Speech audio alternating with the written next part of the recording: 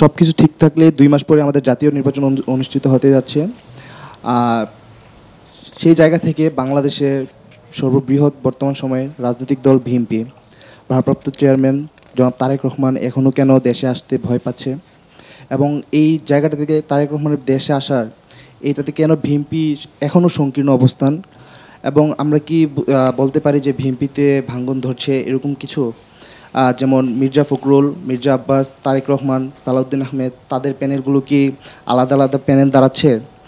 আর সাম্প্রতিক সময় আমরা দেখতে পাই যে ডক্টর জুবাইদুর রহমান সব মিডিয়াতে হাইলাইটস হচ্ছে।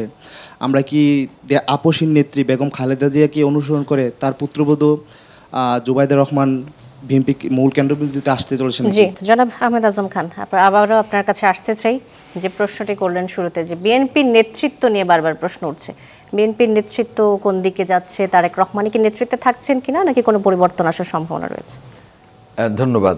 দেখুন, জনাব তারেক রহমান এখনো কেন আসছেন না বা আসতে ভয় পাচ্ছেন, এই জিনিসগুলো জনমনে যদি এসে থাকে, সেটা আমার মনে হয় এক ধরনের বিভ্রান্তিমূলক তথ্য এসছে।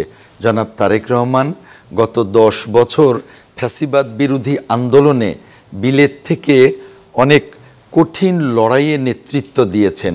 তিনি বাংলাদেশে 16 ঘন্টা থেকেছেন বিলেত থেকেও এখানে। তো উনি বাংলাদেশে আসবেন, এটা ভয়ের কিছু নেই।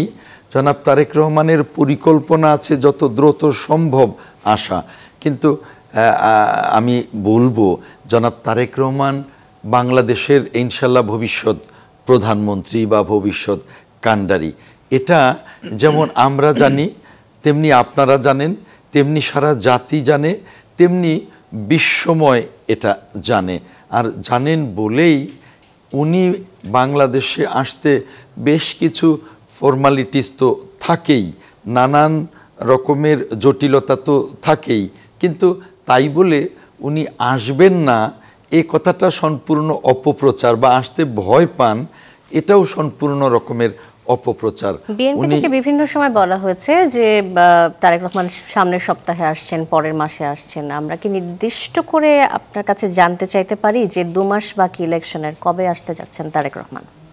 দেখুন, এর আগে ম্যাডাম খালেদা জিয়ার অসুস্থতাজনিত কারণে উনার আসা, বেশ কয়েকবারই উনি আসার উদ্যোগ নিয়েছেন, কিন্তু নানা কারণে আসা হয়নি।